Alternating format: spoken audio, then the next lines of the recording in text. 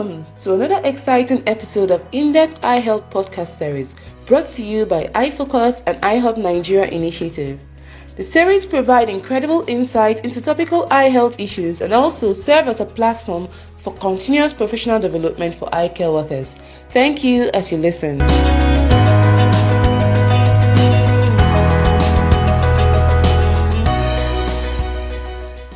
Hi everyone, I'm Dr. Olufemi. Today we'll be discussing age-related macular degeneration. Hello everyone, I am Dr. Vitreretinal Mustafa. Our guest for today is Dr. Olufemi Oderinlo, a vitreretinal specialist with the Eye Foundation Hospitals. Thank you for joining us, sir. Thank you. You're welcome. Thank you, sir. February is Age-related Macular Degeneration Awareness Month. What exactly is age-related macular degeneration, and how much of a problem is it in our society? Okay, age-related macular degeneration, as the word implies, is an age-related disorder that affects the area of the retina that we call the macula. It's usually characterized by a reduction in vision in association with certain clinical findings like what we call drusen and RPE changes. In the advanced form, there may be what we call choroidal neovascular membranes. Those are the type that we call the exudative form of age-related macular degeneration.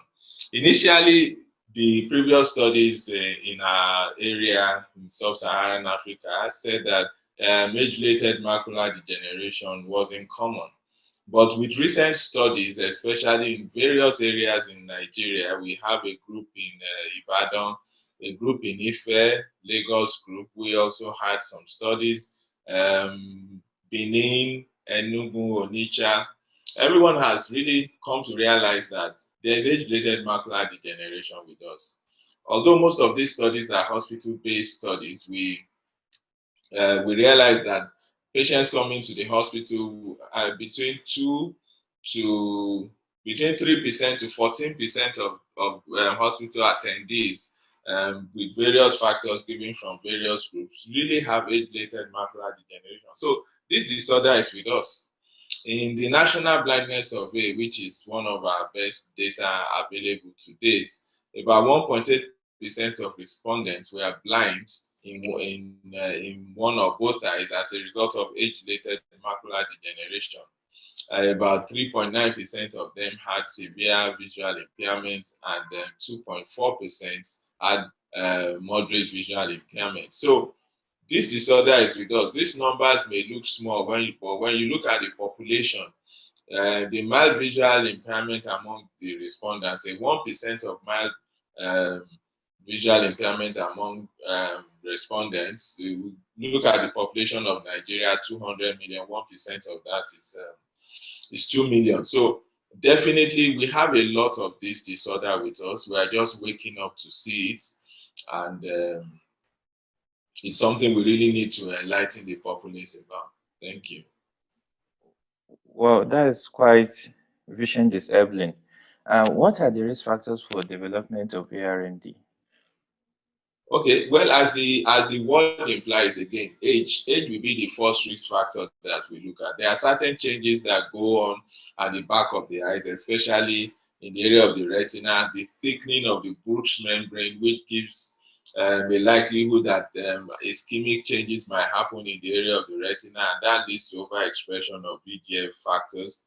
So age is number one risk factor. Other risk factors are genetic.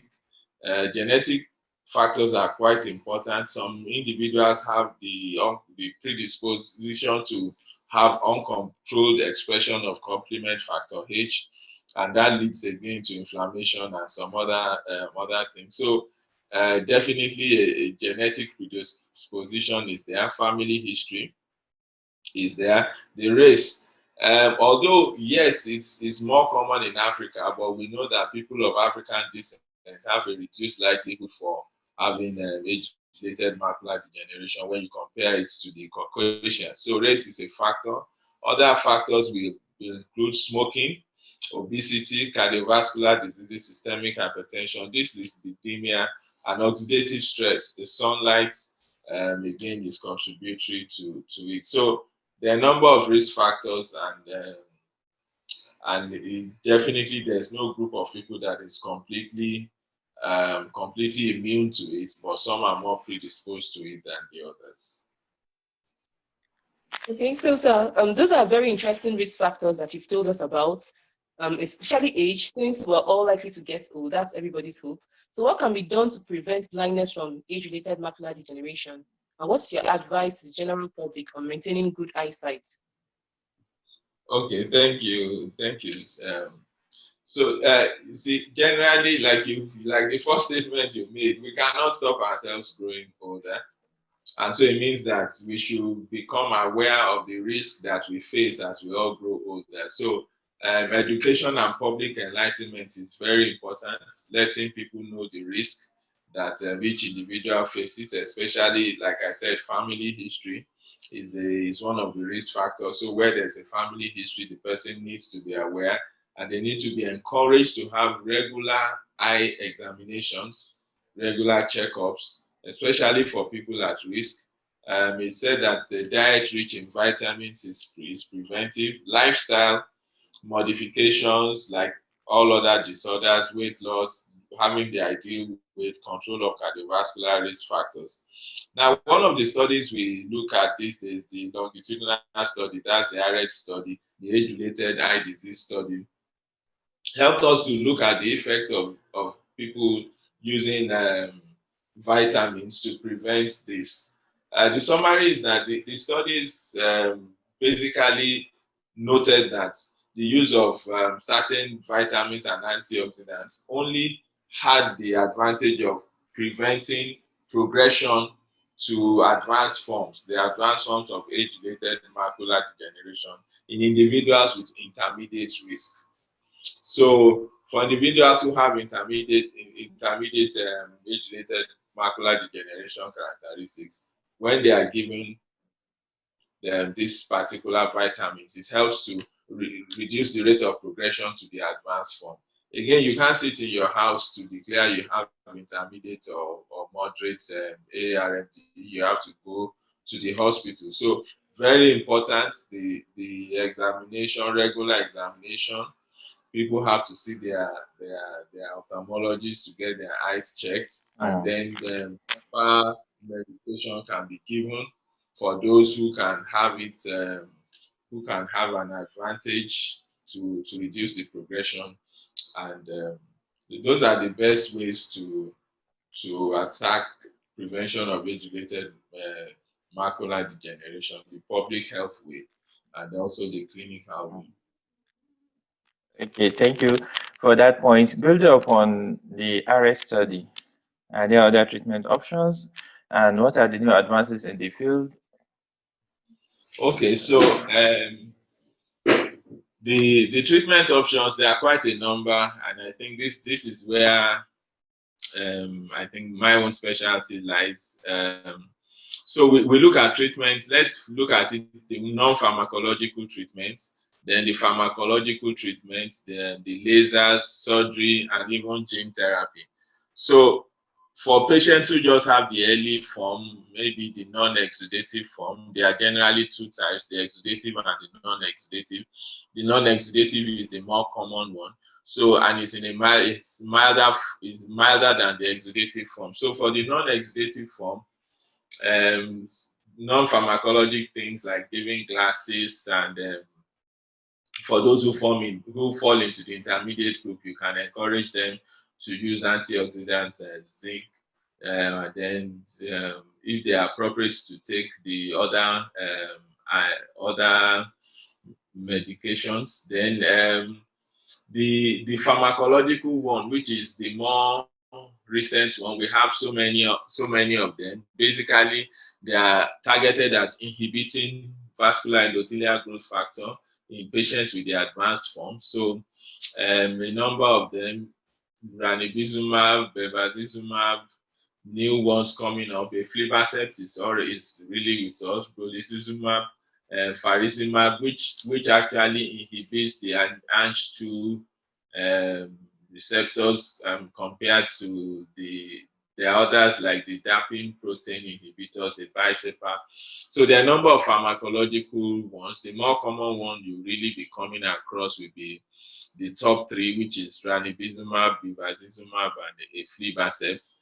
And I find them extremely effective, especially when the patients are caught early after you are able to pick up a choroidal neovascular membrane. Treatment is usually, in fact, the income of these pharmacological agents has done a lot to blunt the knife of the surgeon. In those days, surgeries, we used to do a lot of surgeries. Sometimes you have to do a vitrectomy and then make an excision in the retina to remove subretinal choroidal membranous complexes and a lot of all these things. Many of them these days just respond to anti-VEGF. So anti-VEGF is doing very well. The lasers too. Anti-VEGF too is trying to kick out lasers, but there are still some areas where if there are extrafoveal lesions, a thermal laser will be good enough. PDT, transpupillary thermotherapy, we use TTT less now. PDT is still quite relevant for particular cases. And of course, gene therapy, I mean, the aim of that is to get a sustained delivery of anti-angiogenic proteins into the vitreous cavity to prevent the formation of choroidal neovascular membranes. So there are lots of things that can be done to treat the age-related macular degeneration, either in its early non-exudative form or in the late exudative form. And unlike some years back where we just had one or two options, these days we have quite a number of options, and outcomes are really much better than we used to have them. Thank you. Thank you very much. It's a discussion with you today, and it's been nice having you with us. Thank you. Thank you very much. Thank you, sir, for coming. Thank you so much, Doctor.